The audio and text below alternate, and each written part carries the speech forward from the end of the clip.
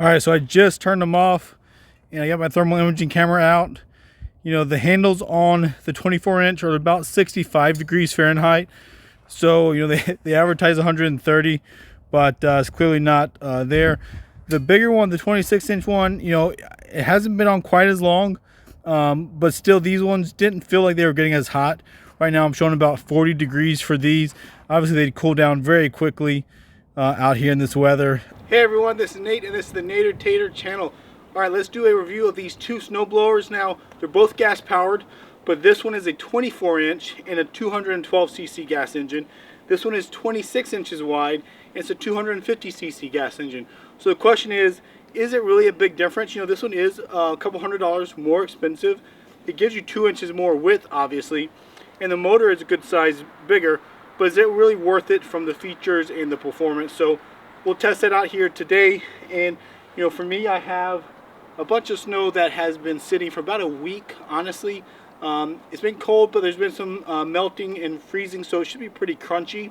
So I'm gonna go over my grass, and it's about 6 inches, maybe 8 inches deep in some places. And it's gonna be, I'm sure these can handle it just fine, but it's not a fluffy snow by any means, and it's not gonna be on flat concrete that I'm on right now. You can see I have a couple inches, maybe an inch down here right now. And then I'm gonna go into some big snow piles. So you can see along the driveway we have a couple of big snow piles. That stuff is ice, basically rock hard. I'm not sure if I'm going to damage something, break a shear pin. We're going to put them into the test and see exactly what they do. So both of these are from PowerSmart, the company that makes them.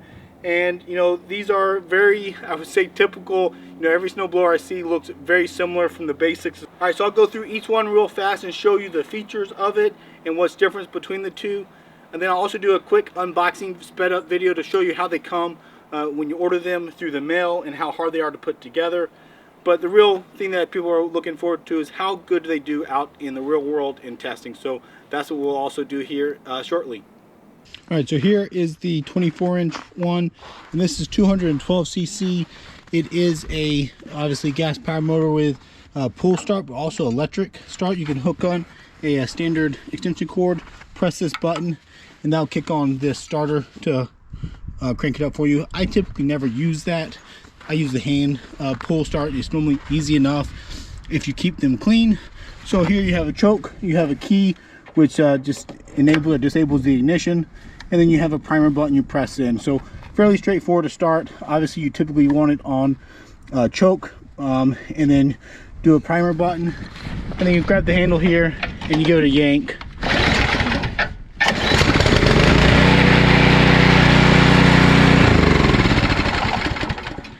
So this guy was already a little bit warmed up, so I didn't do it all the way choke, but 2 quick pulls and it fired right up. Maybe if I primed it, it would start on the first crank. Down here you have your augers. You can see there are toothed augers, so it cuts through ice and snow like what's right in front of it. Then you have the second stage auger back there, which shoots it up the chute. This chute does turn 180 degrees, so you can turn it to the left or to the right all the way. This specific one has a adjuster that's manual for the height. So then the speed for the actual machine itself is right here, and that's 6 different forward speeds, 2 reverse speeds. You also have your heated handles. So this switched on, it will actually heat up these handles here. And then this side is your LED light on and off. LED light is right up here, 3 big LEDs for nighttime use. That's pretty much it. It's got rubber tires. The axle is locked, so you have to skid it in order to turn it, but that gives you better traction and you know, fairly easy to use machine here. All right, so here is the 26-inch, which is a 250cc. It is a Briggs and Stratton branded motor that's on there. And you know, on this guy it also has a 2-stage, so it has the tooth auger, and then it has the second stage in there to again get it up the chute. This chute does have adjustment here at the controls for both left and right.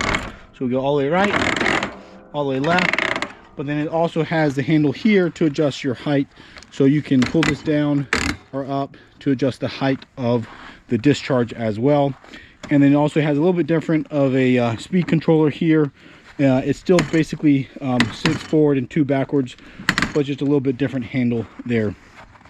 Also has the heated handles and the LED lights again. So the lights on this one has 8 instead of the 3, so it has a few more lights out there. And then again, for the engine itself, it has the very similar electric starter here. You hook in a extension cord, and it's a little bit different for the controls here. So you have a throttle on this one that you don't have on the other one, which is kind of a nice feature. It also has a fuel cutoff from the factory, so that's what that does. Then you have a key ignition instead of the plastic key. And then you have a knob here for the choke, and the arrow on there tells you that counterclockwise means choke is on, clockwise means choke is off. Then you have a primer button there, so I can turn the key on, I can go to some choke, and then I do a couple primes here, and again I can grab this lever here.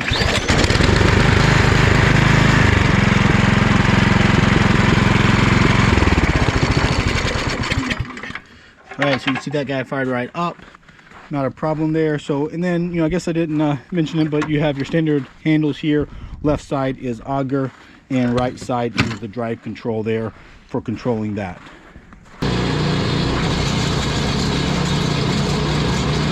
Alright, so this is how it came from FedEx. This is the 24-inch 2-stage gas snow blower. Let's open it up and see how much is involved in the assembly process.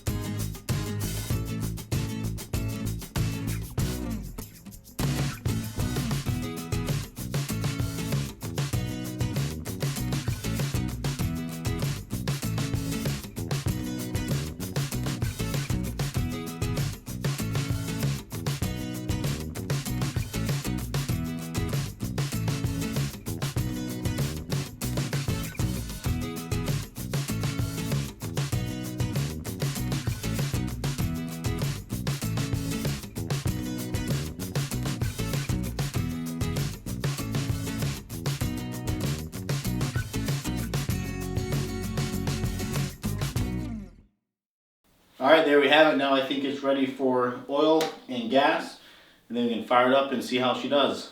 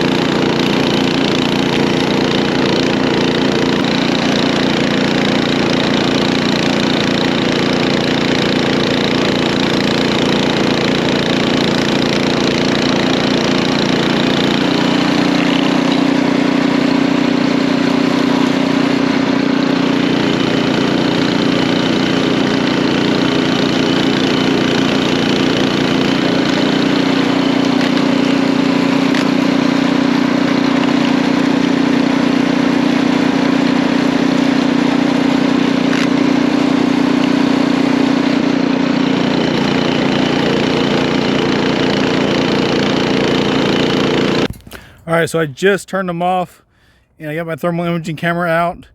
You know, the handles on the 24-inch are about 65 degrees Fahrenheit. So, you know, they advertise 130, but it's clearly not there. The bigger one, the 26-inch one, you know, it hasn't been on quite as long, but still these ones didn't feel like they were getting as hot. Right now I'm showing about 40 degrees for these. Obviously they cool down very quickly out here in this weather. Ambient is actually not terrible. It's actually in the 20s Fahrenheit degrees today, but you know, the handles help, and the 24-inch ones work about how I would expect them to, where they certainly feel warm. They're not hot by any means, but the 26-inch one does not appear to be as hot as the other ones.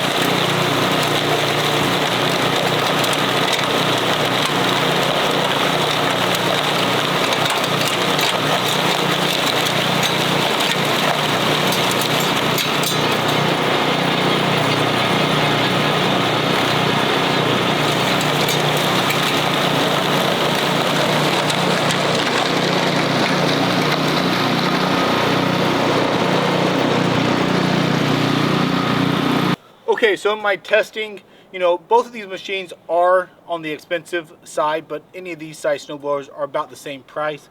What I will say is the 26-inch one is really a lot better of a machine. I was actually surprised how big of a difference, not just in, you know, the 2 inches doesn't really make a huge difference to me, at least in this wide open space. Sure, it makes it a little bit quicker to clean up, but the quality of the machine overall just seems a lot higher. From the engine standpoint, this chute design, this is a little bit more flimsy. It's metal. The plastic one's probably going to last longer actually because of rust and corrosion. I broke a shear pin on the 24-inch one, and when I went and looked at, and I don't even know what I hit. I thought it wasn't any kind of ice or anything. It broke the one that came with it, so I don't know if it was loose or something.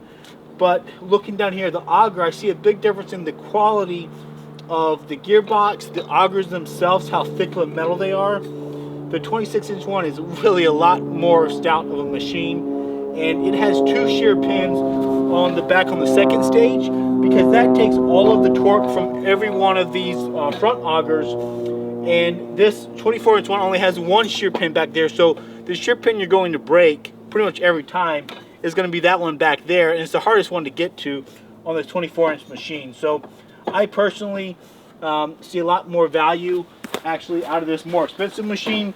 It just seems a lot more robust. The double shear pin back there, and then the operating is, I like having the chute height up here.